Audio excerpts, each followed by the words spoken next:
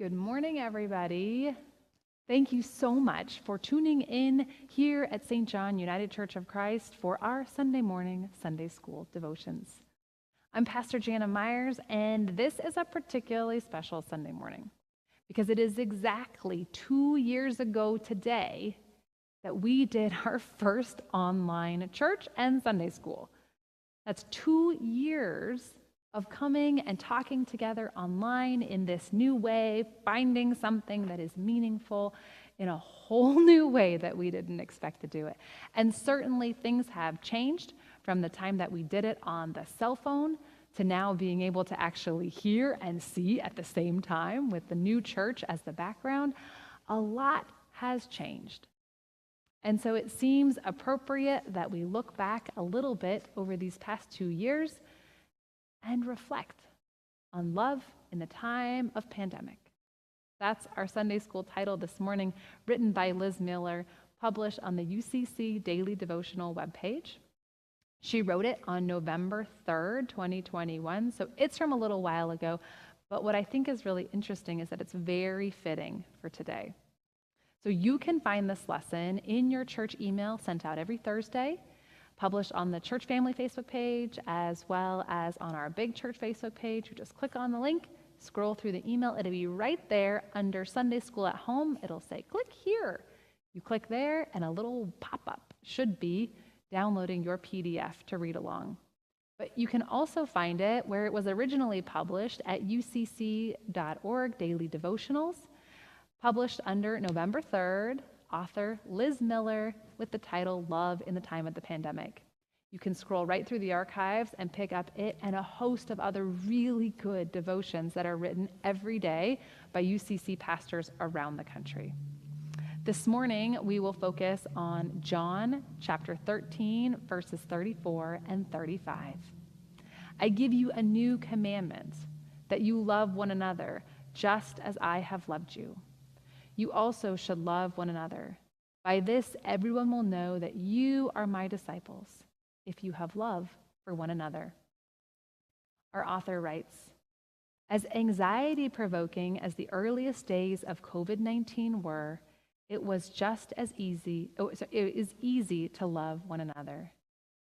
We shared a universal love language that came with catchy phrases like, stay home, save lives, wash your hands, we can do hard things.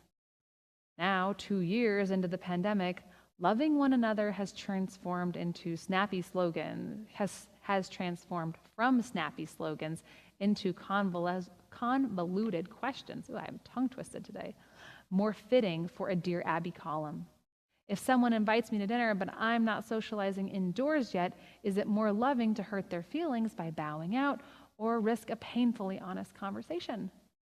When worship returns in person and beloved faces are still missing, how many times is too many to reach out and say we're thinking about you before it's nagging? What does love look like when we all have different needs and we're not sure of what our own needs are going to be from one week to the next? The love Jesus gave was not one size fits all. He loved some people through healing, some through a shared meal, and others through stories and teachings. If we are to love as he did, perhaps it requires me to define the love that I need, whether it is space, even as we long to be together, or continued invitations with the ability to hear no, and to honor the love you ask for in return. As we sit here 2 years down the COVID road, this question is even more important than before. How do we love one another when there is no universal way to show love? It seems hard, right, as our author lifts up, when is it too nagging to say you need to come back to church? When is it too awkward to say, no, I'm not eating indoors? When is it too strange to continually have to invite, decline, welcome, decline, find new ways to be together and not be together? How are doing the things we used to do scary for some and wonderful for others, hospitable for some, alienating for others? In this world where doing things that used to seem universally loving are now fraught with question, how do we love one another? The catch is that this question only highlights how naive we were to think that things were universally loving before. See, the reality is that Jesus' love was never one size fits all, even if it seems like there used to be the right way to do things. There were always people who felt alienated and left out and nagged and worried and declined. And oftentimes we at church just kind of blew past them because this is the way we've always done it. This is what it looks like to be a church. This is what it sounds like. This is what it feels like. This is what it tastes like. So that's what it is. But we have entered a new period where we have to define for ourselves again what it means to love. But not just what it means to love for everybody, but what it means to love in particularity. How to love an individual. And the reason why there's no snappy slogans is because people are not all the same. And to be good at loving one another means we need to be in relationship with one another, which means we need to be talking and listening. We need to be sharing as well as acknowledging. We need to be in relationship. And then out of that relationship comes the way to answer these questions. So that you know that when someone hasn't been in church, how many times you can call them before it's nagging. Because this isn't the first time you've called. See, you have a relationship. You've already been in communication. The same is true for when it's time to have suppers after church. And the same people who want to have them and those who don't can find ways to have conversations about it together. Because this isn't the first time we're having a conversation. Because we're in a relationship. And when people say, no, I can't come, I won't come back to church, I'm not ready, I'm not going to stay for that, I don't feel comfortable doing that, those who are feeling comfortable can understand that it's not a slight, it's just an honest reflection. Because there's a relationship established. Love in the time of the pandemic means being in relationship even when it's hard. Being a better communicator than we were before the pandemic.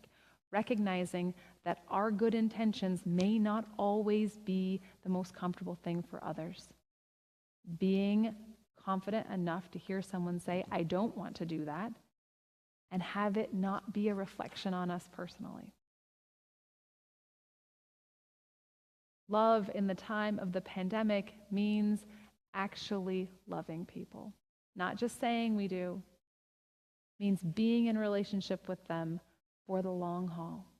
Caring about their needs, listening to their concerns, doing our best not to take it personally, and listening to what they're actually saying. Responding and changing our behavior as best we can to support and help them. And hoping and praying and expecting that they will do it for us in return.